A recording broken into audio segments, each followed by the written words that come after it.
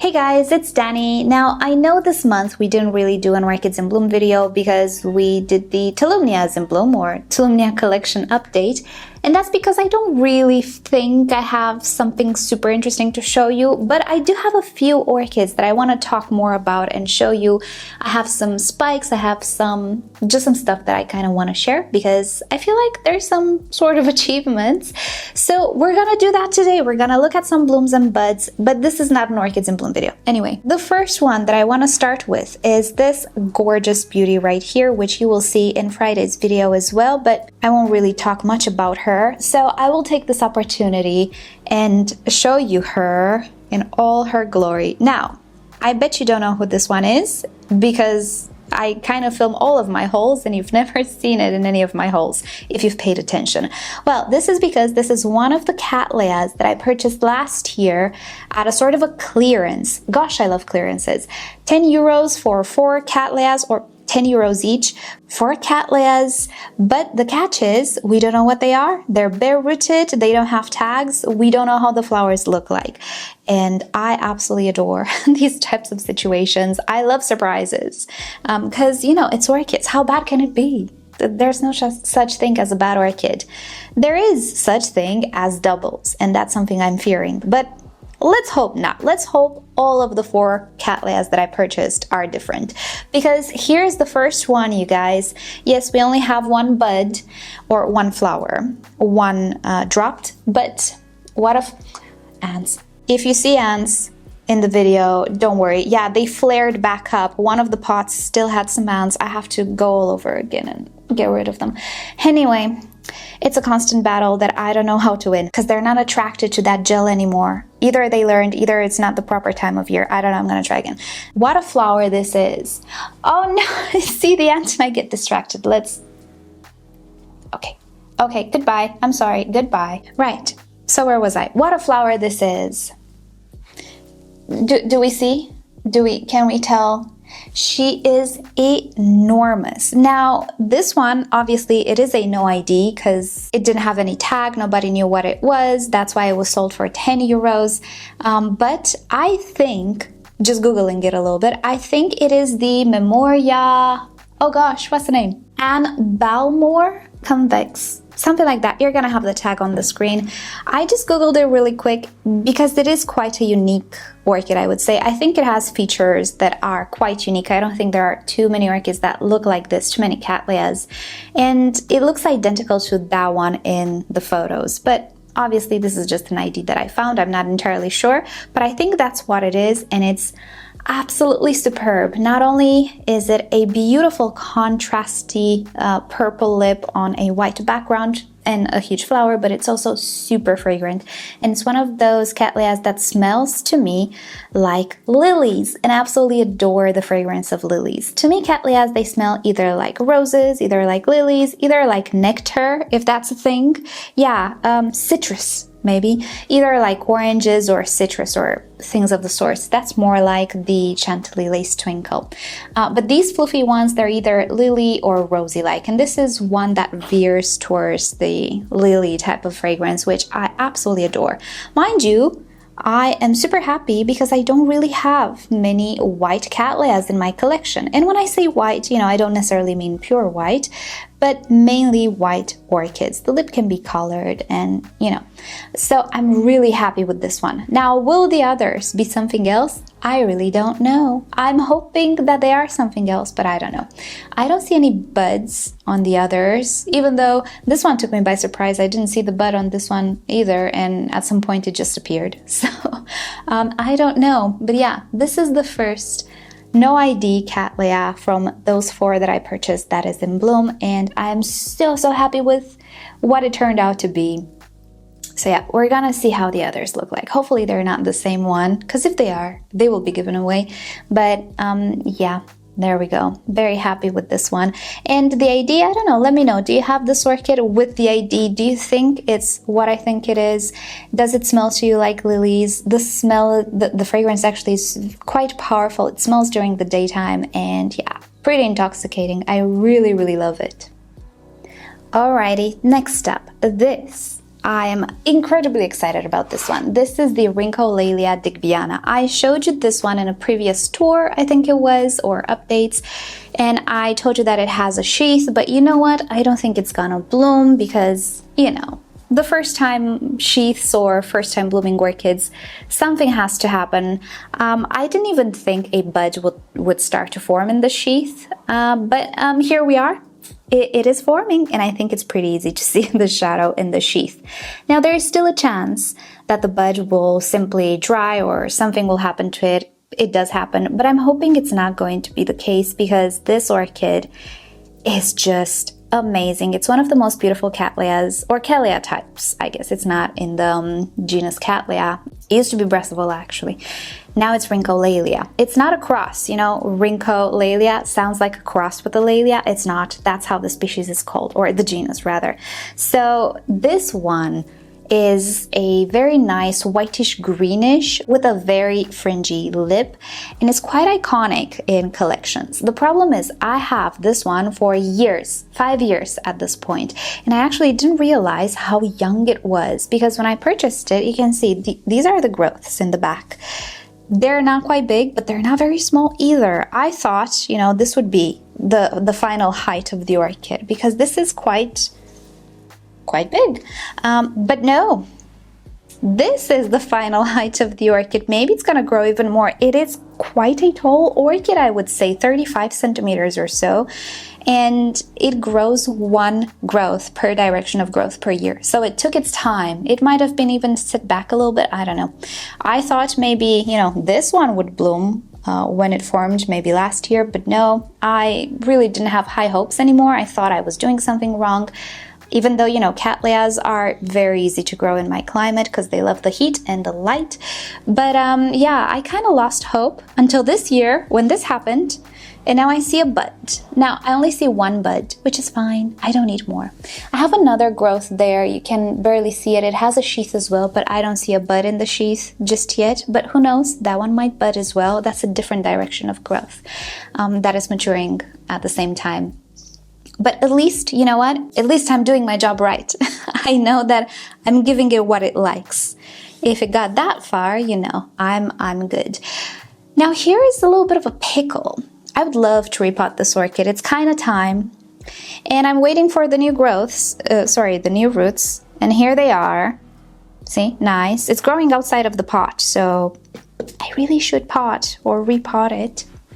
But we have this bud, and I'm terrified of repotting it and disturbing it and, you know, possibly lose the bud.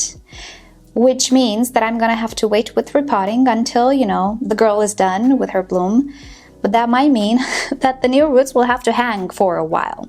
So I was thinking about ways maybe to put some sphagnum moss or another little pot here to contain the roots. And then, you know, when I repot it, and I will cut the older growth because, you know, it's not doing anything. I'm gonna leave just a few pseudobulbs. So maybe when I pot it, you know, take that bowl of new root.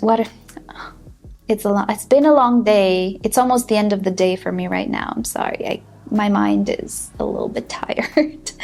Right. So, and I also, you know, English, even though I think in English and everything and it comes so natural, there is a limit to my English. You know, when I'm very tired, I revert to Romanian like that. So I can speak Romanian perfectly now, but English not so much. So where was I? Yes, contain the roots in a small little pot with some sphagnum moss or something, and then when it's time to repot, I'm not even going to disturb the new roots. I'm going to just put them in the new pot.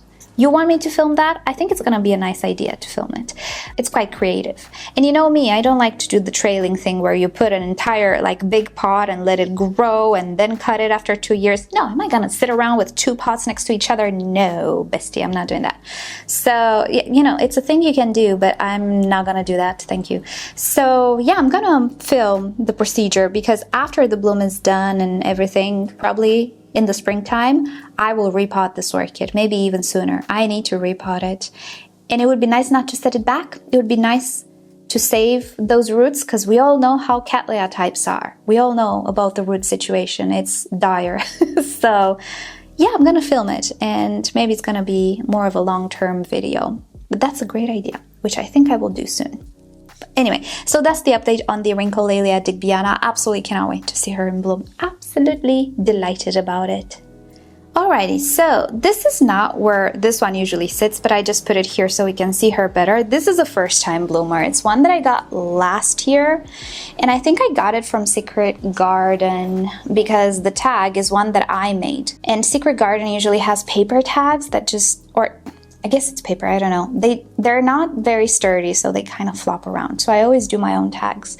This is Rhyncho, I don't know, something Cattleya type. I'll put it on the screen because chances are it's reclassified anyway, so who cares about the RTH abbreviation. Shinfong Red Mudan. So yeah, quite easy to guess. I dropped the tag. Quite easy to guess it's red, and indeed it is red. And I hoped I would have this one open like for this video, but I don't. And my camera doesn't even want to focus. But we can tell it's going to be a beautiful red, dark red orchid with a yellow inside. Now, I think I really should make a set of updates. I need to focus manually. I need to make a set of updates on the orchids from last year, maybe one after the other, because many of them changed. Some of them already bloomed, some of them didn't. This is one, I think, from one of the whole watches. Maybe not, maybe. I'm not entirely sure. But definitely I got it last year.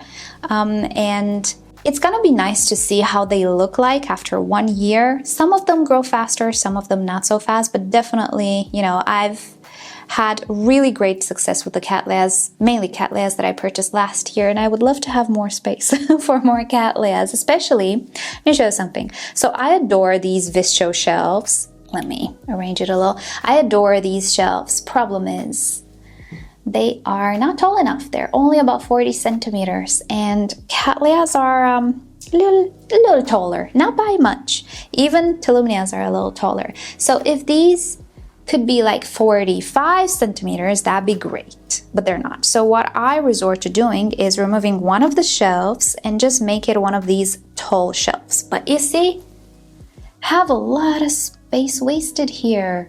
Because as I was saying, I don't need these shelves to be taller by much. 5 centimeters, 10 max.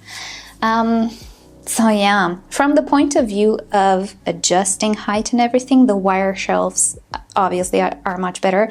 But from the point of view of just looking at them, they're not. I really love these Vischo shelves. They're very nice, very classy. But oh man, they kind of drive me up the wall with the height. Because now, let me just show you where this one sits. And you'll understand why I had to pull it in front. Let's do this without breaking anything. Let me show you. Oh, you don't see what I just did. This is where this one sits. And I put it like that just to balance out the weight of the flowers. So yeah, if this shelf would have been 5-10 more centimeters taller, it would have been so great. But no. Anyway, so what I wanted to show you was the orchid, and now you've seen it, so I guess we can move on. Now let me show you one of my most floriferous and partially neglected Phalaenopsis orchid. It's this one. This is, well, we don't have an ID, but I think it's a, what's its name? Equestris.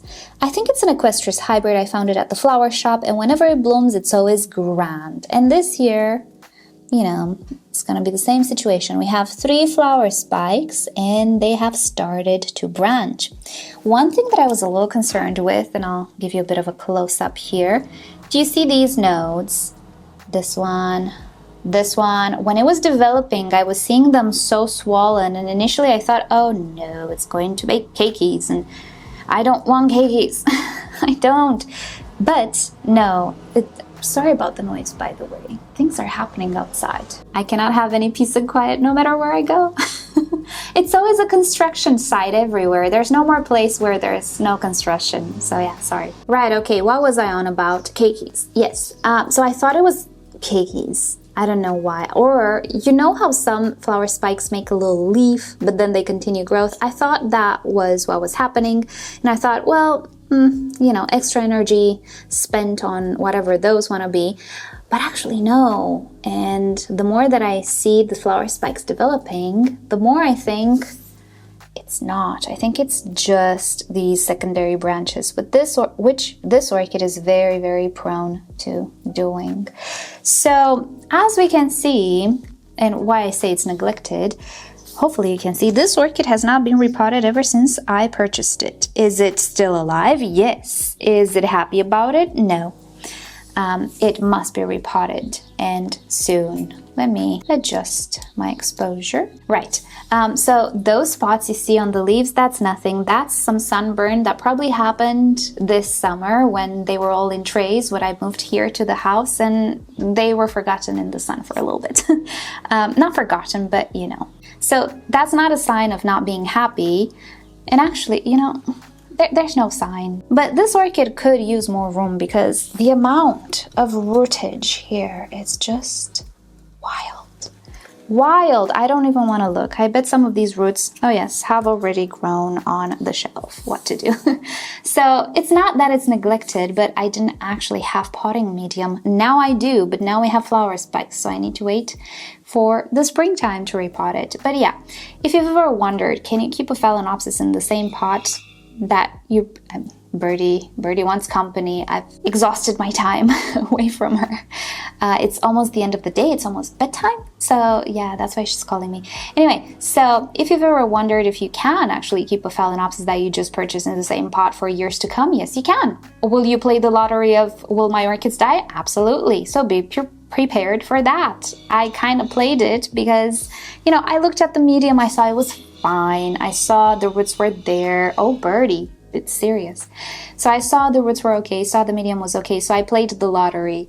But just because I did it doesn't have to mean you can do it. And even if it will end up being okay, at some point it will stop being okay. And just remember, whenever you're doing something shady like this, you're playing a lottery. And it's up to you, you know? You never know if you're gonna win. The more chances you give yourself to win the bad lottery, the more chances you have to win. So be that as it may, I would not recommend anybody to keep purchased or newly purchased Phalaenopsis for years in the same potting medium. Just because some people have some fluke sometimes doesn't mean you will have the same fluke. Again, it's the lottery. Just remember that. Whenever you want to do something sus, remember my words. The lottery of bad things. Right, so that's a happy thought to have, right? It's true though. I was naughty with this one. Kinda got away with it, but it's time. I don't know how much I can stretch it. But the orchid is very, very floriferous. And to end the video on a high note, although everything was kind of on a high note, one of my absolute favorite mini Cattleyas. This is the Cattlianthe Chief Berry, and what a gorgeous color she has. It's one of those colors I don't actually have a lot in my collection. Let's get her here so we can see her without the Barina influence. Yeah, she's pretty pink, she's pretty vibrant, as you can see. Gorgeous mini Cattleya. She has been a little set back because I repotted it recently, and also the move, she didn't like it. But she's very, very vigorous, very floriferous. There is no fragrance. Can you imagine if it smelled like berries of sorts? That would have been great, but no. But this color really is something else. If you're looking for mini Cattleyas and you don't know what to get, this one should be very high on your list. Also the Cattlianthe Chester, which I don't have anymore, but I'm keeping my eye out. And also this one, the fireworks, something fireworks, I don't remember, and the tag is gone.